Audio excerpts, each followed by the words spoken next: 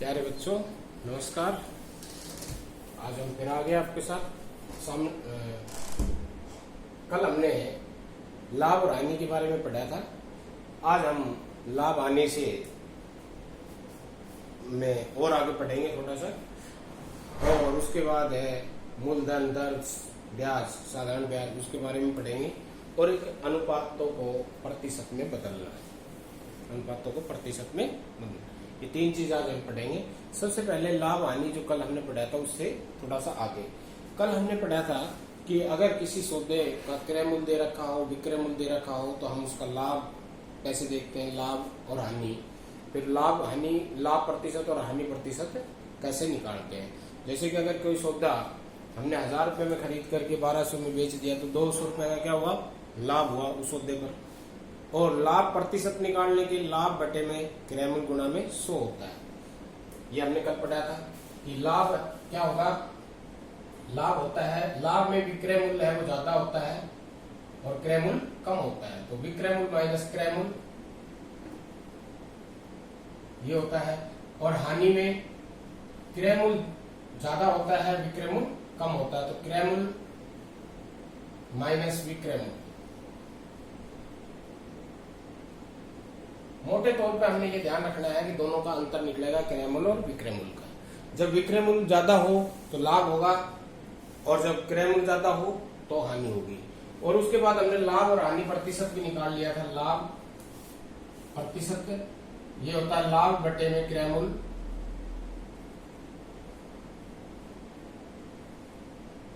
गुणा में 100।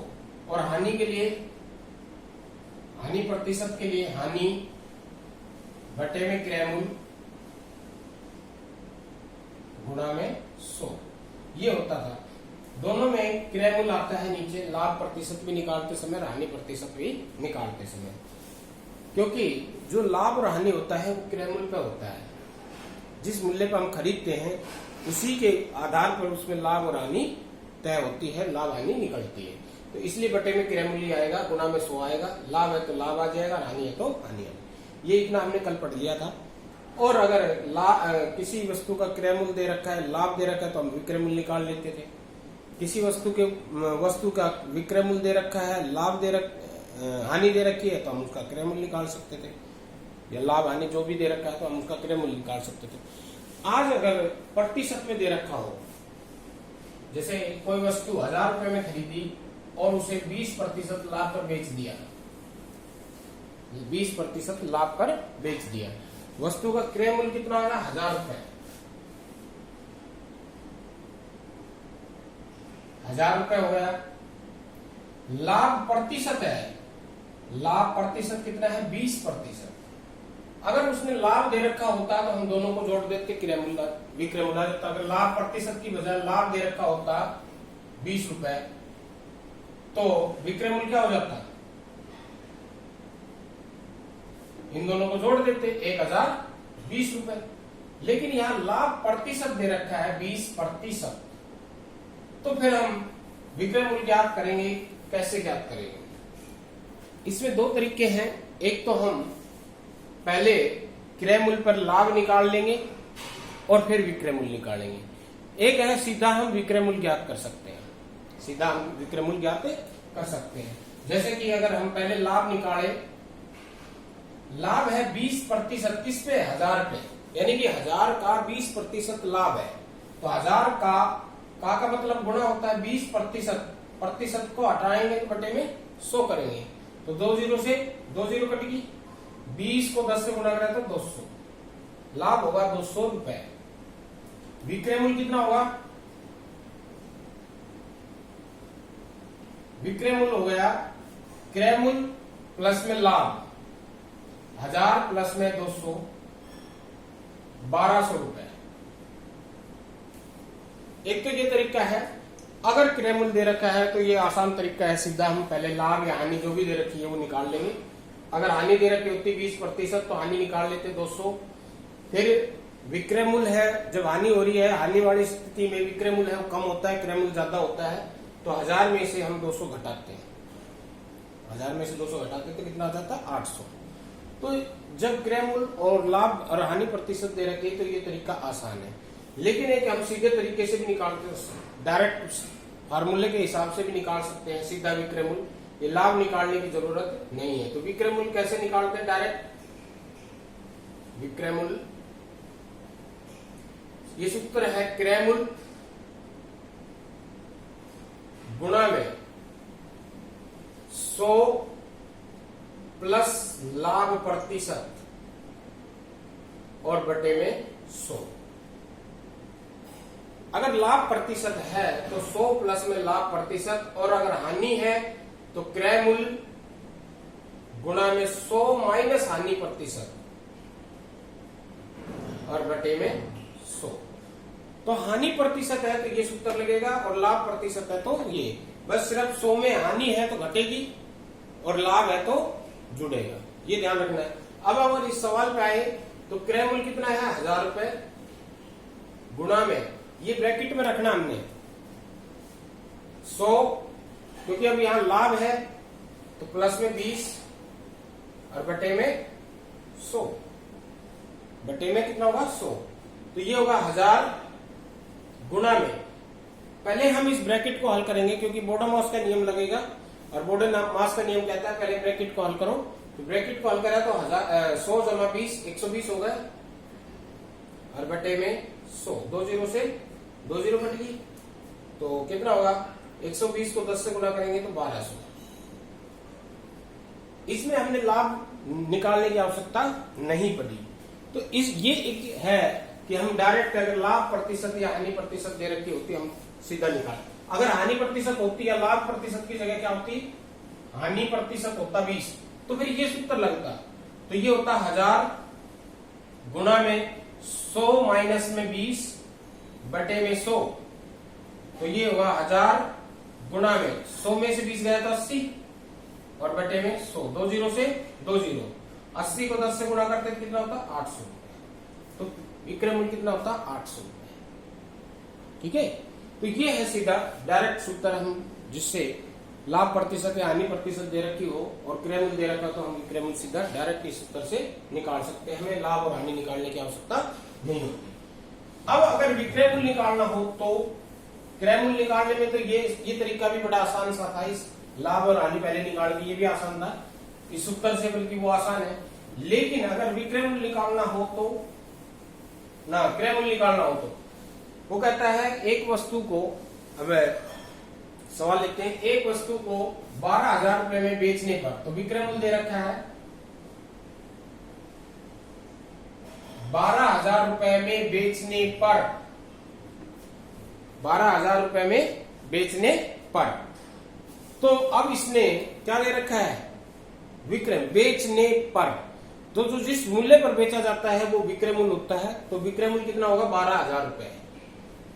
व्यक्ति को लाभ प्रतिशत मिला 10%। लाभ कितना प्रतिशत हुआ? 10%, 20% ले लेते हैं, चलो 20% लाभ उसने लिया। तो वो बताइए कि उसने वह वस्तु कितने रुपए में खरीदी? जो खरीदने वाला मूल्य है वो क्या होगा? उसका क्रय मूल्य। अब हमने क्रय मूल्य निकालना है, क्रय मूल्य निकालना है, क्योंकि हमें पता है लाभ और हानि है वो क्रय मूल्य पर होती है, विक्रय मूल्य पर नहीं होती, क्रय मूल्य पर होती है। तो हम लाभ प्रतिशत यहाँ उस तरीके से, जिस तरह से हमने पहले क्रय मूल्य दे रखा था, लाभ निकाल लिया तो हानि निकाल ली थी। तो अब हम लाभ और हानि विक्रय मूल्य से नहीं निकाल सकते, हम क्रय मूल्य से निकाल सकते हैं। प्रतिशत में दे रखा हो तो किससे निकाल सकते हैं? क्रय मूल्य से, विक्रय मूल्य से नहीं निकाल सकते। तो अब हमें क्या करना है? वही 2 तरीके हैं, एक तो डायरेक्ट सूत्र, एक हम माना क्रय मूल्य 100 रुपए मानेंगे, लाभ प्रतिशत कितना है? 20%। जब हम 100 मान रहे हैं, लाभ 20% है, तो विक्रय मूल्य कितना हो जाएगा? लाभ प्रतिशत 20 है तो लाभ 20 ही होगा, 100 पे 20 ही होगा। तो क्या पहले लाभ निकाल लो, उस तरह से पहले निकाला था। तो लाभ बराबर होगा 100 पे 20%, तो 100 गुणा में 20 बटे में 100, 20 रुपए। विक्रय मूल्य कितना होगा? 100 रुपए क्रय मूल्य है, 20 रुपए लाभ है, 120 रुपए। ये हमने मान के, ये हमारी कल्पना है, हमने मानना है। मैथ में एक हथियार हमें दिया हुआ कि हम मान के चल लेते हैं, जब भी कहीं गाड़ी अटक जाती है थोड़ी बहुत तो हम मान के चलते हैं।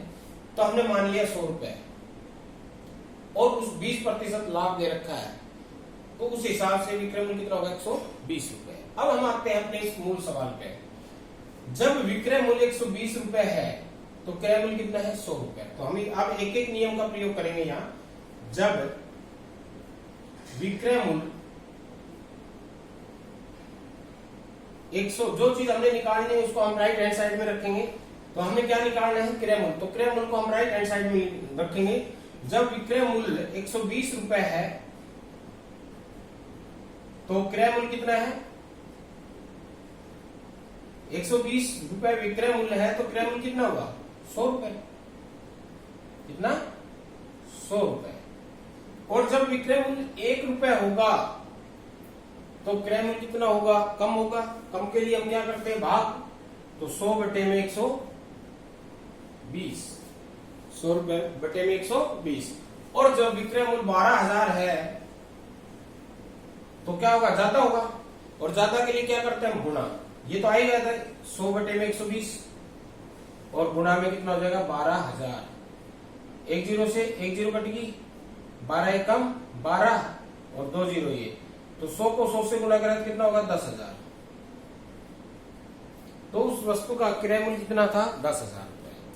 तो इसमें हमने मानना भी है और एक एक नियम का भी प्रयोग किया है। लेकिन अगर हम सीधा निकाले क्रय मूल्य निकालने का, विक्रय मूल्य का तो हमने पहले बता दिया। अब क्रय मूल्य अगर हम एक दूसरे को रिलेटेड कर ले तो याद रखने में आसानी होगी। तो क्रय मूल्य निकालने का सूत्र क्या है, विक्रय मूल्य गुणा में 100 बटे में 100 प्लस में लाभ प्रतिशत।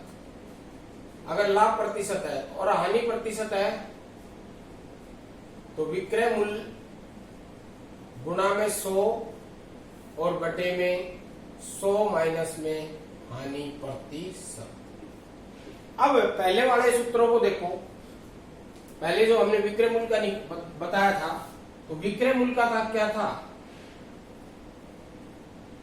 विक्रय मूल्य का था क्रय मूल्य गुणा में 100 प्लस में लाभ प्रतिशत और बटे में 100। इसमें और उसमें क्या चेंज आया, देखो क्रय मूल्य की जगह तो विक्रय मूल्य आ गया, विक्रय मूल्य की जगह क्रय मूल्य आ गया। और ये पलट गया, ये हिस्सा पलट गया। ये नीचे वाला ऊपर चला गया, ऊपर वाला नीचे आ गया। नीचे वाला ऊपर चला गया, ऊपर वाला नीचे आ गया। बस ये फर्क आया है। तो अब अगर हम डायरेक्ट सूत्र से निकाले तो ये आ गया, विक्रय मूल्य कितना है, 12,000 रुपए गुणा में 100 बटे में 100 प्लस में 20। लाभ प्रतिशत कितना है, 20। तो ये आ गया 12,000 गुणा में 100 बटे में 120। 1 जीरो से 1 जीरो कटेगा, 12 एकम 12, 2 जीरो और ये आ गया 10,000। इस तरह से ये डायरेक्ट सूत्र आ गया। ये अगर हमें सूत्र याद है तो ये अब जब क्रय मूल्य निकालना हो तो ये सूत्र आसानी से हम प्रयोग कर सकते हैं, जल्दी हम अपने आंसर पे पहुंच सकते हैं। तो ये था जब लाभ और हानि प्रतिशत दे रखा हो तो क्रय और विक्रय मूल्य निकालने का सूत्र। अब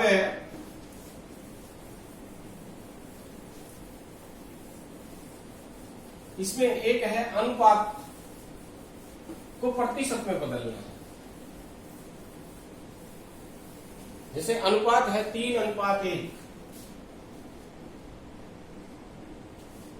3:1, इसको हमने प्रतिशत में बदलना है। प्रतिशत में बदलना है कि ये कितने प्रतिशत है, ये कितने प्रतिशत है। तो इनका योग कितना होगा, योग ज्ञात करेंगे। 3 + 1 4, 3 + 1 कितना होगा, 4। तो पहला प्रतिशत, पहले भाग का प्रतिशत कितना होगा,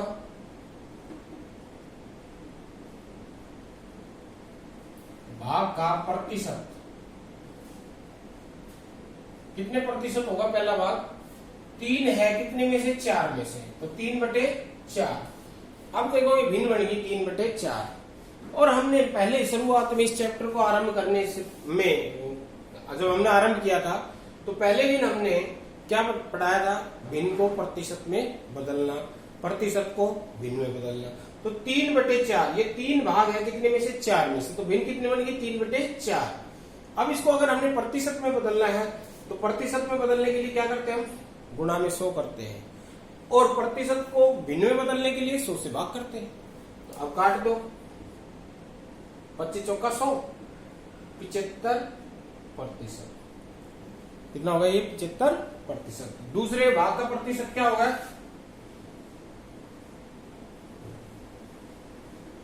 भाग का प्रतिशत। तो दूसरे भाग का प्रतिशत क्या होगा, दूसरा भाग कितना है, 1, कितने में से, 4 में से, तो भिन्न क्या बन गई, 1/4। भिन्न क्या बन गई, 1/4। और प्रतिशत में बदलना है तो गुणा में 100, 25%। और इनका जोड़ दोनों का 2 अनुपात दे रखे हैं, 3 अनुपात दे रखे हैं, 4 अनुपात, जितने भी अनुपात दे रखे हैं उन सभी का जो प्रतिशत निकलेगा उनका योग 100 आएगा। उनका योग कितना आएगा, 100। ये हमने ध्यान रखना, उनका योग 100 आएगा। तो इस तरह से हम किसी भी अनुपात को प्रतिशत में बदल सकते हैं। किसी भी दिए हुए अनुपात को किस में बदल सकते हैं, प्रतिशत में। तो अनुपात को हम प्रतिशत में कैसे बदलते हैं, सबसे पहले तो जो अनुपात दे रखा है उनका हम योग ज्ञात कर लेंगे। फिर जिस भाग का हमने प्रतिशत निकालना है वो भाग में बटे में कुल और गुणा में 100, गुणा में 100। तो सीधा सा सिंपल सा है। अगर हमने प्रतिशत निकालना, पहले भिन्न को प्रतिशत में बदलना सीखा है तो गुणा में 100, पहले हम भिन्न बना लेंगे फिर गुणा में 100 कर देंगे, प्रतिशत आ जाएगा। तो इस प्रकार से हम किसी भी अनुपात को प्रतिशत में बदल सकते हैं। तो ये था आज का तुम्हारा टॉपिक और आज का, तो धन्यवाद।